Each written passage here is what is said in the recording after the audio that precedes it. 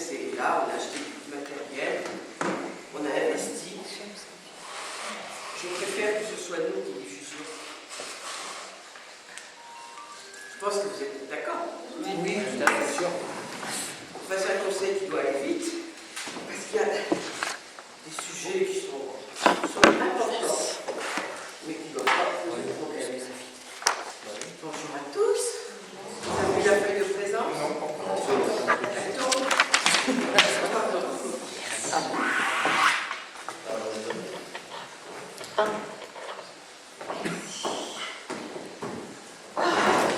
Oh là là.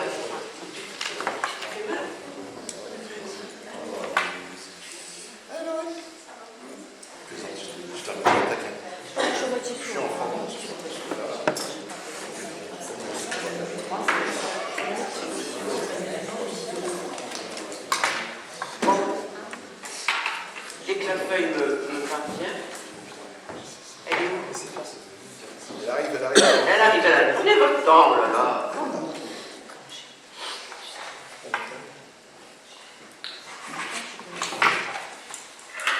Je vous donne un conseil, surtout quand vous arrivez, vous rincez vos mains, et quand vous repartez, vous rincez vos mains. Il y a beaucoup, le médecin m'a dit, il y a beaucoup de transmission par les mains. Vous en pensez-y.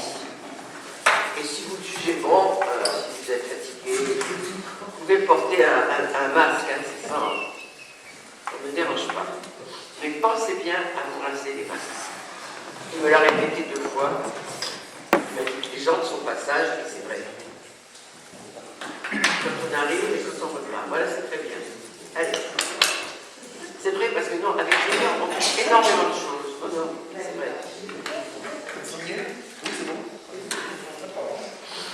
Ça va, vous n'avez pas froid, vous êtes bien, moi je me suis ouverte. Ah ben, on respecte. 19.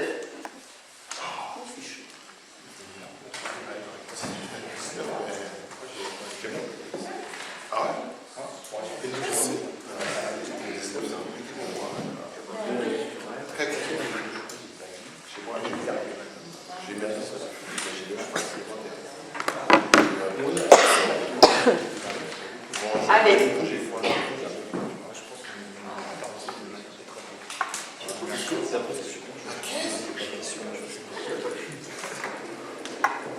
La séance est ouverte. Donc tout le monde est présent. Bozola a donné pouvoir à Lorraine Laurier et Madame Bertrand-Mauclair a donné pouvoir à Sophie Coquille.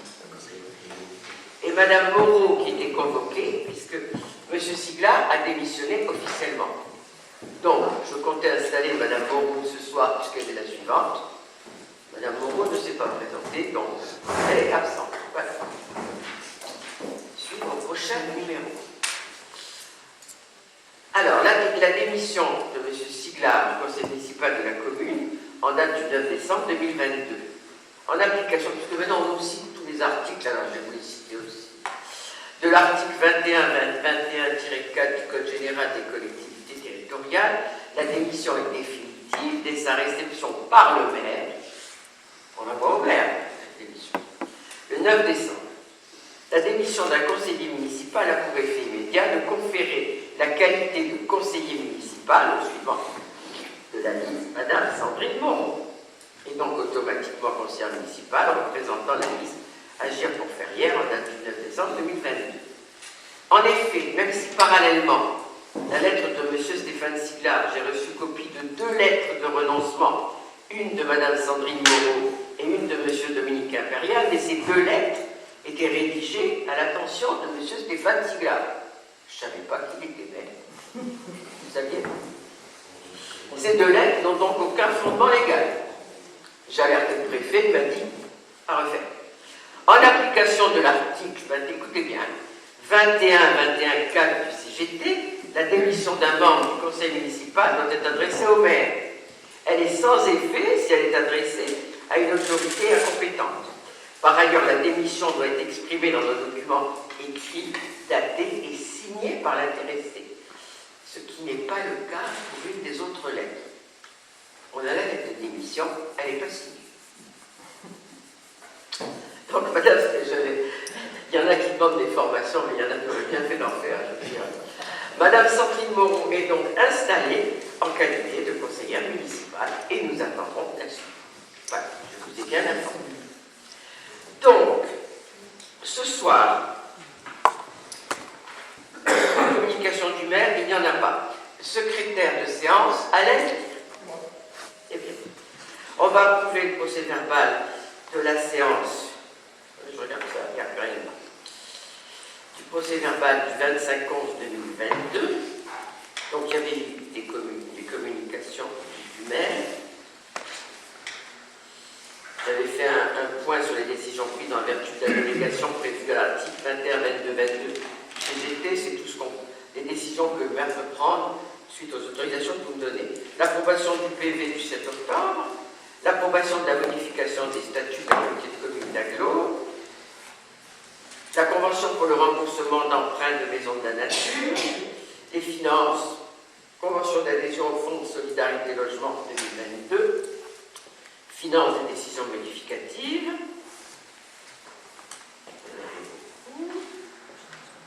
finance, la convention pour le remboursement des emprunts de la communauté de communes du Val-Briard, ressources humaines, protocole, organisation du télétravail. Ça faisait beaucoup de travail, je ne sais pas si vous vous souvenez. Scolaire et périscolaire, convention territoriale globale avec la caisse d'allocation familiale. Et des questions diverses.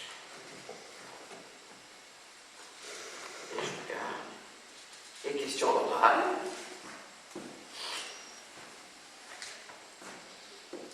Voilà. Avez-vous des interrogations, des questions, des observations? Personne ne s'abstient, personne n'est contre? Merci. Premier point de l'ordre du jour, décision modificative. Je passe la parole à Jacques Delpont. Bonsoir à tous. Donc, l'objet de la délibération est relativement simple.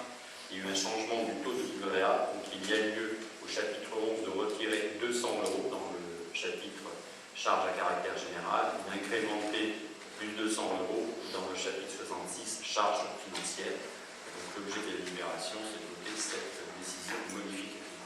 Y a-t-il des remarques, des observations?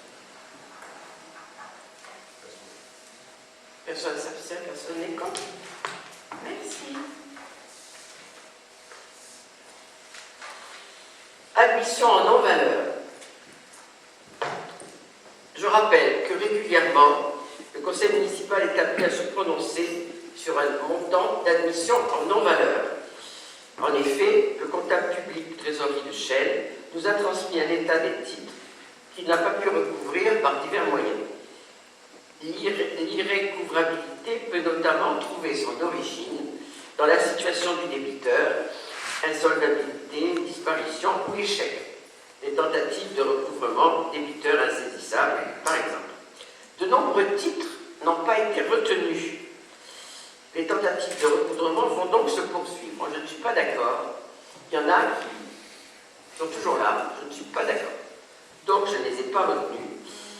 Néanmoins, il est proposé au conseil municipal d'admettre seulement 1222,47 € en non-valeur et en donner des charges au comptable public, dont les crédits sont inscrits au chapitre. Voilà.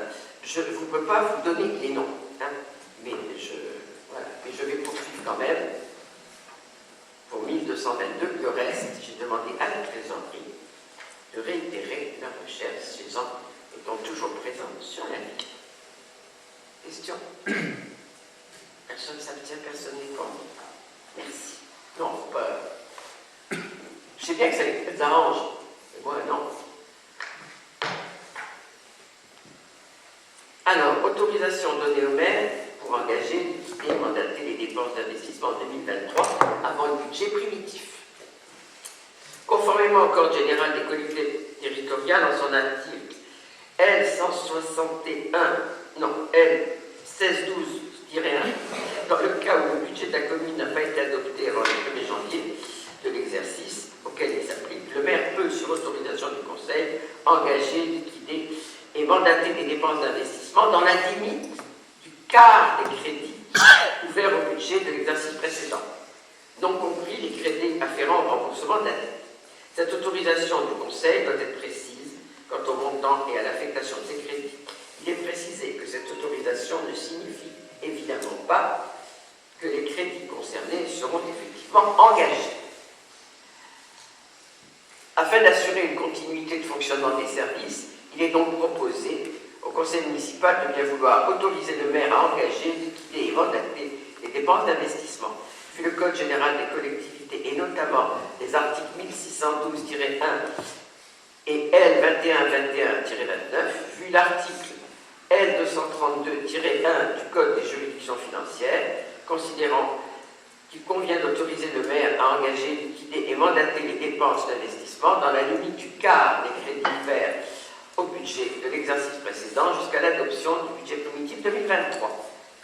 Entendu mon exposé, est-ce que vous m'autorisez à cela? Vous avez des questions, des observations?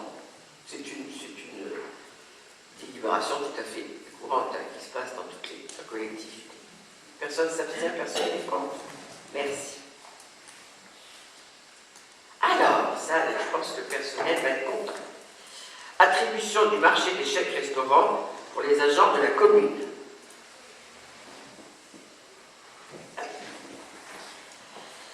Je rappelle que la commune a décidé de mettre en place la fourniture de tickets restaurants à destination des agents communaux. Un marché a donc été lancé le 16/2/2022. Un avis d'appel à la candidature et document de la consultation des CE a été publié le 16/10/2022 sur les supports suivants, le VOMP, le journal officiel européen et le profil acheteur du site internet de la commune. La date limite de réception des candidatures et des offres a été fixée le 22/11/2022 à 12 h. Nombre d'entreprises ayant retiré les dossiers, 5. Nombre d'entreprises ayant remis un dossier, 1. Le marché est conclu à compter de la date de notification. Il est reconduit tacitement jusqu'à son terme. Le nombre des périodes de reconduction est fixé à 3. La durée de chaque période de reconduction est de 12 mois. La durée maximale du contrat, toute période confondue, est de 48 mois. La valeur faciale du titre est fixée à 8 €. La participation de la commune est de 4. Montant maximal annuel, 150 000 €. La procédure de passation utilisée est l'appel d'offres ouvert. Elle est soumise aux dispositions des articles L2124-2, R2124-2 premier, R2161-2, R2161-5 du Code de la commande publique.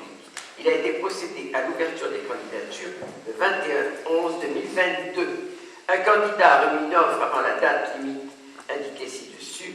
NDRED France, 166 boulevard Gabriel Péry, 92 240. Vous trouverez en annexe le PV d'ouverture des candidatures et des offres. Après analyse, il est proposé au Conseil d'attribuer le marché à la société NDRED France pour un montant forfaitaire qui représente l'offre économiquement la plus avantageuse au regard des critères d'attribution énoncés dans le règlement du Conseil. Attention. Avez-vous des questions?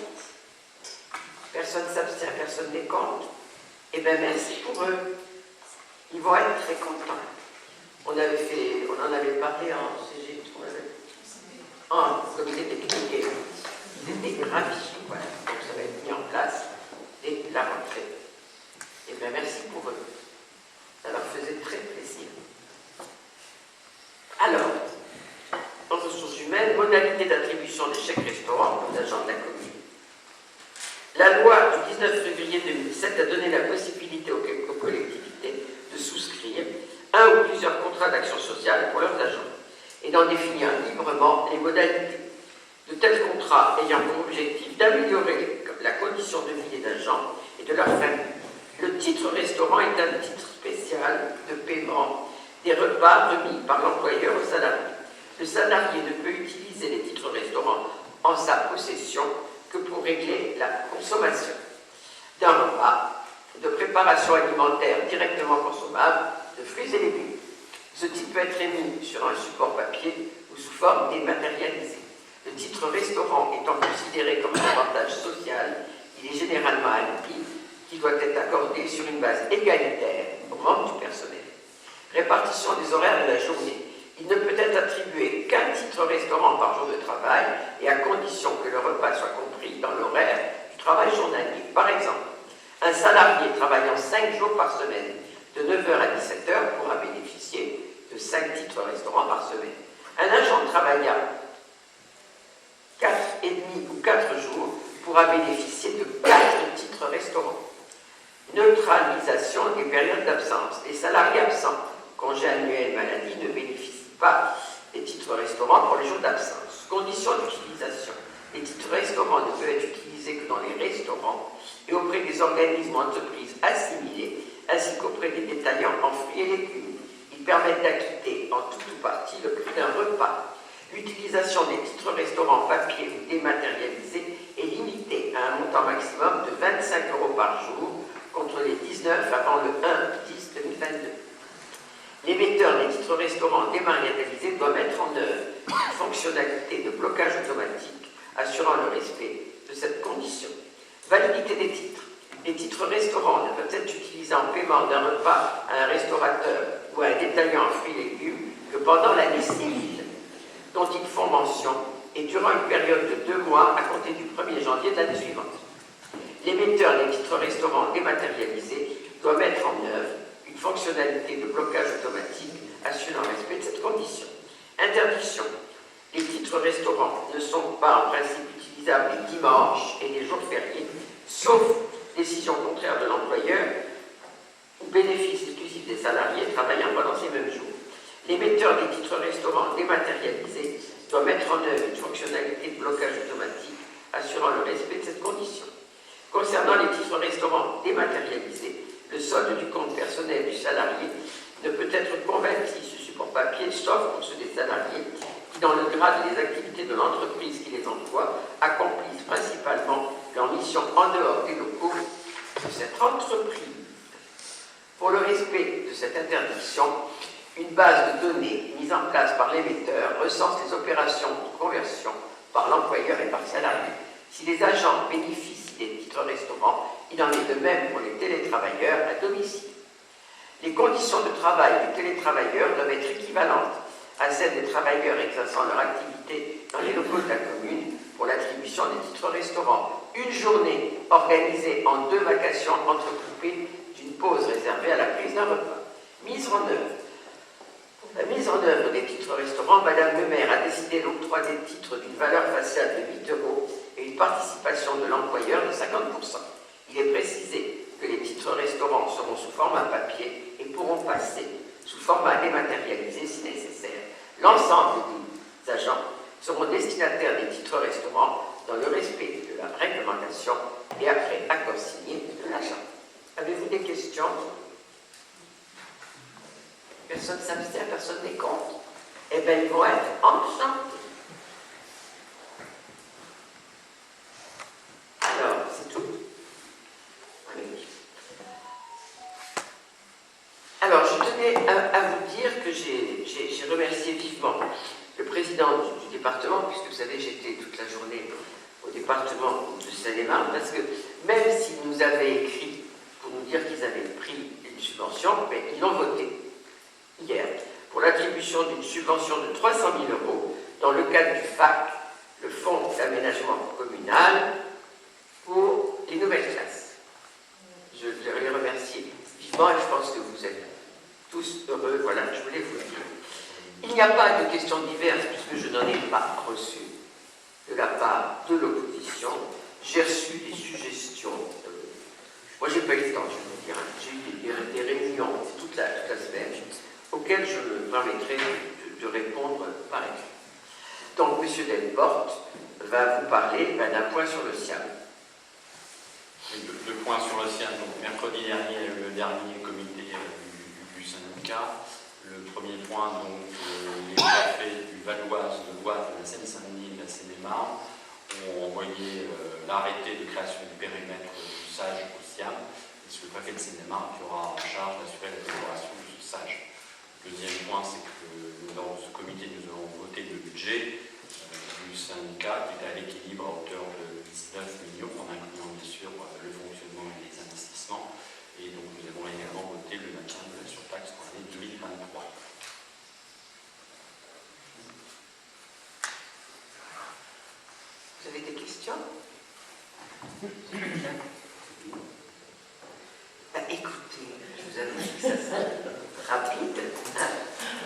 suis ravie. Je vais quand même vous souhaiter de passer des bonnes fêtes en famille. On vient de vivre des moments très douloureux avec des décès violents.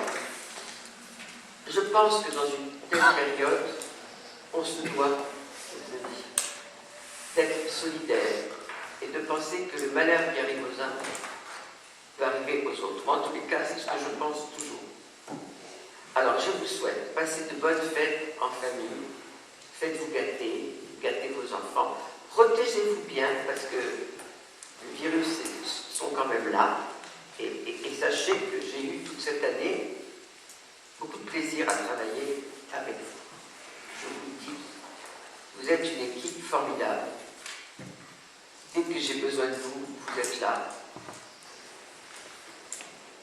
Je vous aime tous. Même l'opposition, des fois, je ne la trouve pas à la hauteur d'une opposition constructive. Mais bon, j'ai beau leur dire, ils ne m'écoutent pas, alors je ne vais pas me lasser, ça ne sert à rien. Voilà. Mais je leur souhaite quand même de passer eux aussi de bonnes fêtes, et puis peut-être, que sais-je, qu'en 2022, c'est très constructif. En tous les cas, vous êtes 2023, j'ai dit 2022. Ah, voyez comme je suis. Oh, les secrétaires, c'est vrai. Non, je vous souhaite à tous vraiment passer bonne fête avec vos enfants, avec votre famille. Vous savez, quand le malheur est là, on regrette toujours de n'avoir pas fait certaines choses. Je vous en parle en connaissance de cause. Alors, on nous annonce le froid, on nous annonce les coupures électriques. Moi, j'ai rien reçu de la préfecture, rien. Vivez serein, faites bien la fête, pas trop quand même, hein, pas trop quand même. Et je serai ravie de vous revoir l'année prochaine. Merci à tous. On doit quand même remercier quelqu'un, c'est Gaël, qui a